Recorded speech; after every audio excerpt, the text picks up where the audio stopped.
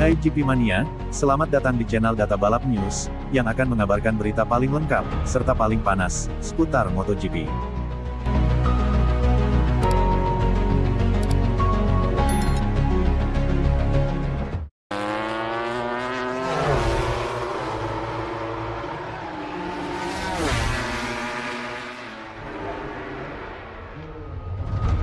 Tak ada tim order, Ducati beri satu peringatan kepada Francisco Bagnaia karena Bastianini dan Marquez berebut tempat ketiga. MotoGP 2024 mendekati akhir seri pada MotoGP Barcelona 2024 yang akan digelar di sirkuit de Barcelona Catalunya, 15-17 November. Ducati memang tidak mengeluarkan tim order kepada pembalap, tetapi ada satu hal yang diingatkan kepada pembalapnya dalam hal ini kepada Francisco Bagnaia yang akan berebut gelar juara dunia MotoGP dengan Jorge Martin. Ducati mendesak pembalapnya untuk tidak melakukan hal-hal bodoh. Hal ini melihat kegagalan yang dialami Bagnaia pada sprint Race MotoGP Malaysia 2024 karena terjatuh meski dia menebusnya dengan kemenangan pada balapan utama. Martin dan Bagnaia kini hanya berselisih 24 poin dan peluang terbesar ada di tangan Martin. Selama berminggu-minggu, pembalap Ducati telah ditanya tentang pemberian tim order dengan merek Italia itu menolak hal ini. Salah satu masalah terbesar yang dihadapi Ducati dalam menerapkan tim order apapun adalah kenyataan bahwa Martin dan Bagnaia telah selangkah lebih maju dari para pesaing mereka. Pada MotoGP Malaysia, Enea Bastianini yang berada di posisi ketiga terpaut 7 detik dari Martin dan 10,4 detik dari rekan setimnya Bagnaia. Dua pembalap penunggang Ducati yang mampu masuk ke grup terdepan, Bastianini dan Marc Marquez juga harus mempertimbangkan pertarungan mereka sendiri untuk memperebutkan posisi ketiga di klasemen. Manajer tim Ducati Davide Tardozzi, melihat mengatur tim order sebagai hal yang sangat sulit, tetapi ada peringatan yang sama seperti yang telah dilakukannya sepanjang tahun. Sangat sulit karena Jorge dan Pecco bersaing untuk nomor satu, tetapi dua pembalap yang dapat membantu situasi ini adalah Marc dan Enea, kata Tardozzi kepada TNT Sport dilansir dari Crash.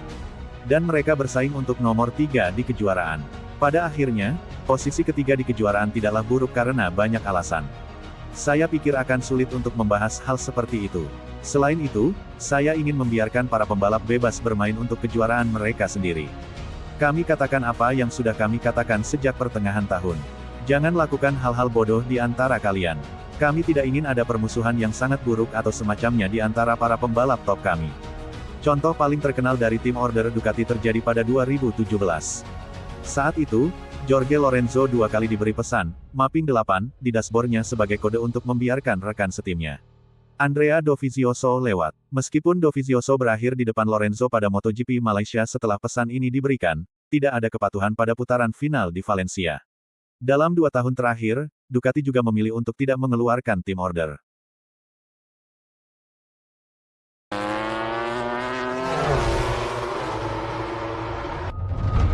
Quartararo, gelar juara dunia 90-10 untuk Martin, jangan ambil risiko. Fabio Quartararo yakin bahwa juara MotoGP 2024 akan jatuh ke tangan pembalap Spanyol Jorge Martin, yang ia sarankan agar tidak mengambil risiko. Pembalap Yamaha Factory Racing ini tahu bagaimana rasanya memenangi kejuaraan dunia MotoGP. Dia melakukannya pada 2021 di usia 22 tahun. Itu adalah musim ketiganya di kelas utama, di mana dia mencetak 5 kemenangan dan 10 podium, menyelesaikan musim dengan 278 poin dan mahkota di kepalanya.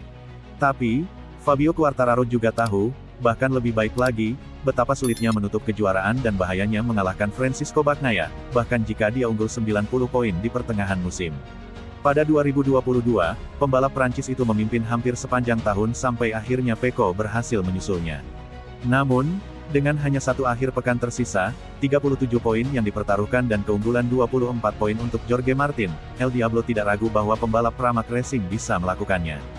Di Barcelona saya tidak tahu siapa yang akan memenangi balapan, tapi kejuaraan dunia, bagi saya, akan dimenangi oleh Jorge. Jika tidak ada hal aneh yang terjadi, ia menyisakan sedikit ruang untuk kejutan atau, siapa tahu, sesuatu yang lain.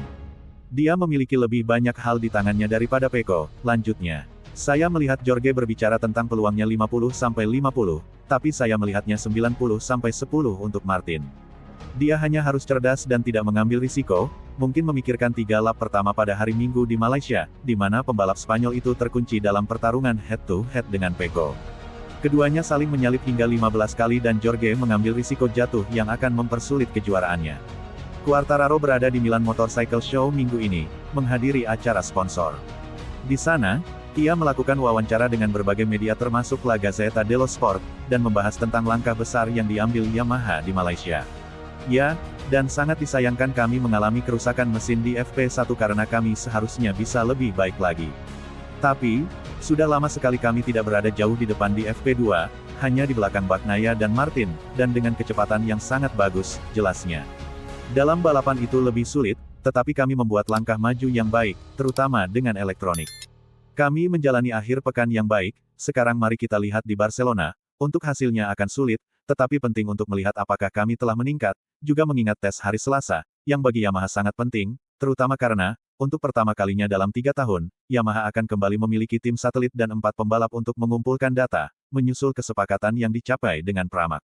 Kedatangannya sangat penting. Jika Anda melihat Ducati, mereka telah membuat langkah besar ke depan, terutama berkat kerjasama dengan Pramac, yang menyediakan motor resmi. Untuk dapat membandingkan 3 atau 4 pembalap, untuk melihat, misalnya, siapa yang lebih baik di tikungan, saya pikir ini akan sangat penting tidak hanya untuk tim, tetapi juga untuk saya sebagai pembalap. Quartararo akan terus mengandalkan Alex Rins sebagai rekan setimnya, sementara Miguel Oliveira dan Jack Miller dari Pramac juga sudah berpengalaman.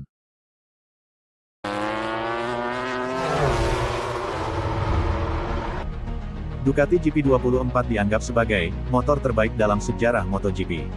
Ini merupakan pertanda buruk bagi pesaing lainnya di tahun 2025. Ducati GP24 telah digambarkan sebagai mesin teratas dalam sejarah kelas utama. Kedua protagonis gelar Pecco Bagnaia dan Jorge Martin sama-sama memakai Desmosedici versi terbaru, yang membuat tugas pembalap lain, khususnya Marc Marquez, semakin sulit dengan spesifikasi berusia 1 tahun. Pramac memiliki peralatan yang sama dengan Pecco. GP23 bukanlah mesin yang buruk, tetapi usianya sudah 1 tahun, bukan yang terbaru dan terbaik, Michael Laverty dari TNT Sports menilai. Sulit untuk memaksimalkan ban, tidak sebagus motor baru dari Ducati. Pecco mengatakan pada uji coba Misano bahwa sasis baru bekerja lebih baik dengan ban baru. Ini pertanda buruk bagi pesaing lainnya di tahun 2025. Ducati berada di depan para pesaing mereka. Marc Marquez, tentu saja, akan sangat diuntungkan dari peningkatan mesin musim depan. Promosinya dari Gresini ke skuad pabrikan Ducati berarti ia akan memiliki paket yang setara dengan Bagnaia pada tahun 2025. Martin akan pergi ke Aprilia sementara Bastianini akan mengendarai KTM. Kedua pembalap meninggalkan Ducati setelah memilih Marquez di atas mereka untuk motor pabrikan mereka. Pentingnya spesifikasi terbaru Ducati terlihat musim ini, Laverty menegaskan. Bastianini dengan performa awal musimnya akan menjadi duri dalam daging bagi Martin dan Pecco, katanya.